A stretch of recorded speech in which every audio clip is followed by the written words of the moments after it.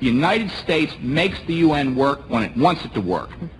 And that is exactly the way it should be, because the only question for the United States is what's in our national interest. My name is John, and the International Criminal Court is back in session.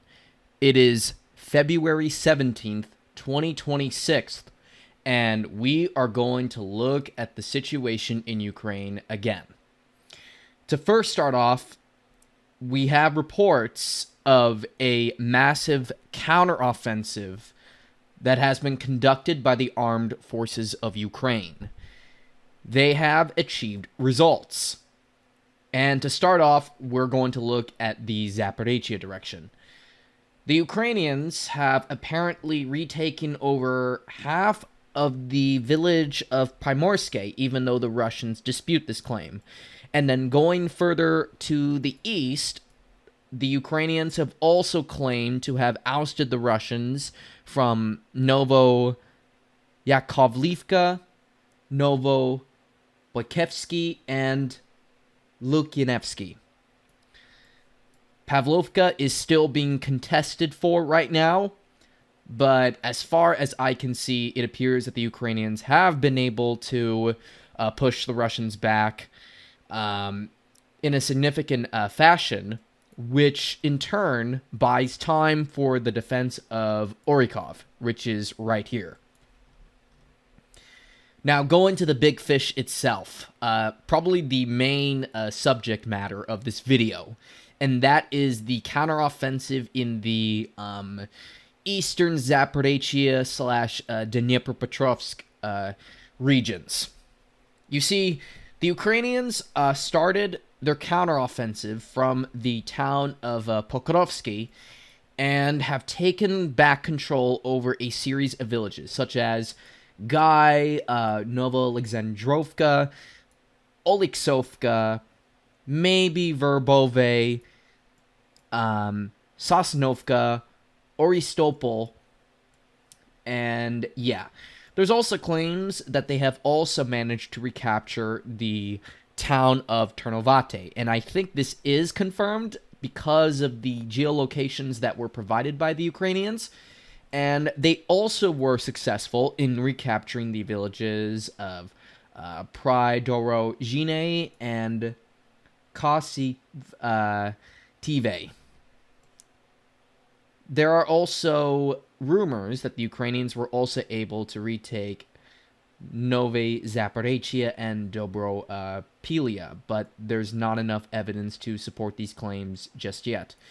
They also apparently retook the village of Pryluki, but this is a claim that I'm kind of mixed about. And then going further to the south, the Russians have actually managed to go on the offensive despite the issues up north, and in the area west of the captured town or city of Gulay-Pulay, they were able to capture the villages of Svidyaw Petrivka, Staroukrenka, Zalechny. That's a big one here because this is like where the railroad station for Gulay-Pulay is located.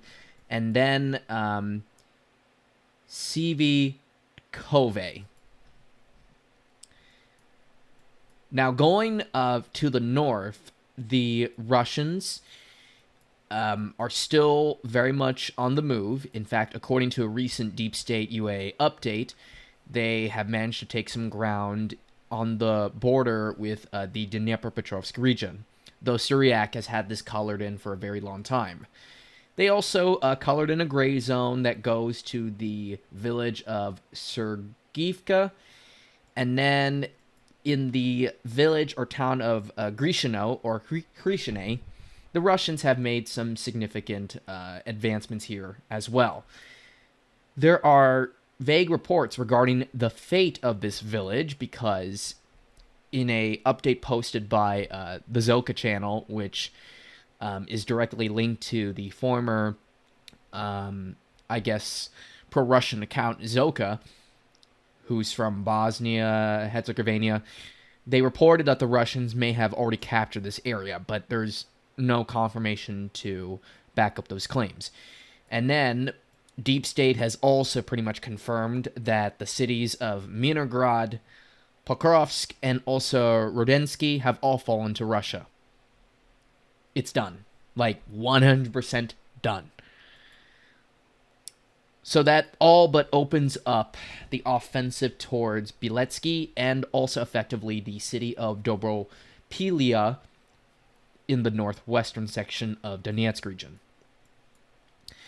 Now, going to the Konstantinovka direction, the Russians have made some progress. They have continued to push in Stepanovka and have also reportedly captured the entirety of the village of Berostok, at least according to the ISW, Institute for Study of War.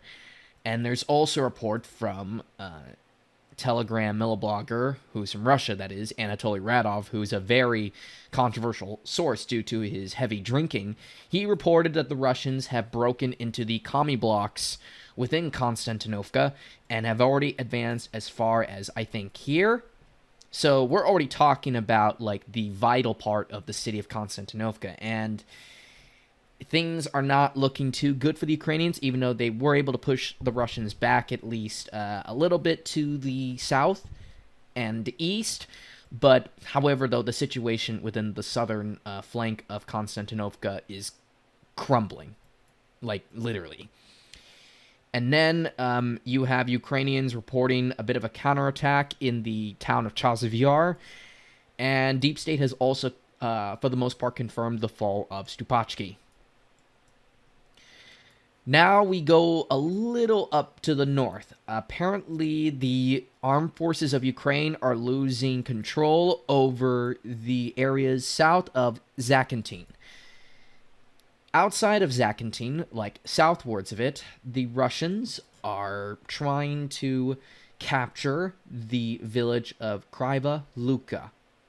Kryva Luka is critical because this is where the heights are before you try to go for the village of Raya Alexandrovka. And once you capture Raya Alexandrovka, then you're all but within artillery range of the city of Slavyansk and the Kramatorsk. In my opinion, we can already kind of talk about the Slavyansk and Kramatorsk direction, because after they took Zakyntin, Siversk, and also pretty much all of Reznikovka, we're pretty much already in the Slavyansk-Kramatorsk direction.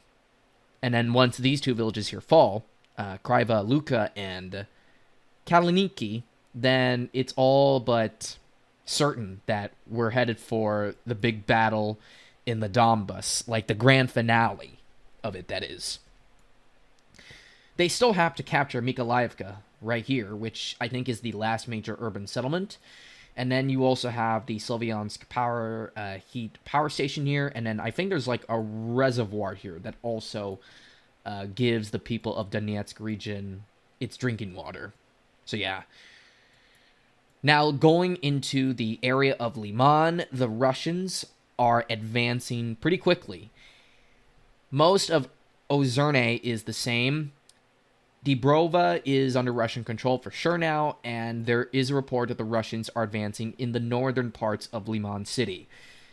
And also, Suryak has now confirmed the reports given to us by the group of forces Zapad, or West, that they now control pretty much the entirety of the northern outflanks of the city of Liman. So all these farmlands here are pretty much now under their control, and yeah, Russia can just break through from the north. But in the western section, however, they have more of a challenge. Apparently, the last thing we heard, at least according to Creamy Caprice, is that the Russians are here within the town of Dobryshive, or Dobryshovo. And then looking at the village of Yarova, the Russians are contesting with the Ukrainians still, even though they at first look like they have captured the village, but that doesn't seem to be the case anymore. And there were some vague reports suggesting that they had lost control over Novosilovka, but none of this is confirmed yet. And then going up to the north, we also got very weird reports. Apparently, Zarizhove is back under half like of the armed forces of Ukraine, and Bohuslavka or Boguslavka is also like mostly Ukrainian controlled, with the Russians only controlling this strip of like houses here within the village. It's a weird front, and I honestly don't know if it's wise for the Ukrainians to be doing this, because they're for the most part kind of cauldroned from the north and from the south. And then going to the Kupiansk direction, this is a very interesting place because the Ukrainians have been counterattacking here for months now, and it appears that the situation is not as simple as many think it is. As far as I know, I think that the Russians have more control over the city of Kupiansk than many people would want to believe. And I believe, I'm sorry if I repeated myself again, it's that I do think that they control a big chunk of the northern part of the city. And maybe, just maybe, they might control the central Rada too. But as for the southern part of Kupiansk, I don't think so. But in the eastern side, things are looking really good for Russia. In fact, Petropavlovka is now mostly under Russian control, and Kucherovka is now technically in a cauldron. And then you go further down to the south, there's also a report that the Russians are also taking more control of the villages of Podoli and Kurilovka. And there's even some vague reports suggesting that the Russians have also entered the town of Kipshorovka, which is mainly just commie blocks, sort of like Ugledar. Now, let's go also to the north. Apparently, the Russians have advanced as well in the main Kharkiv direction.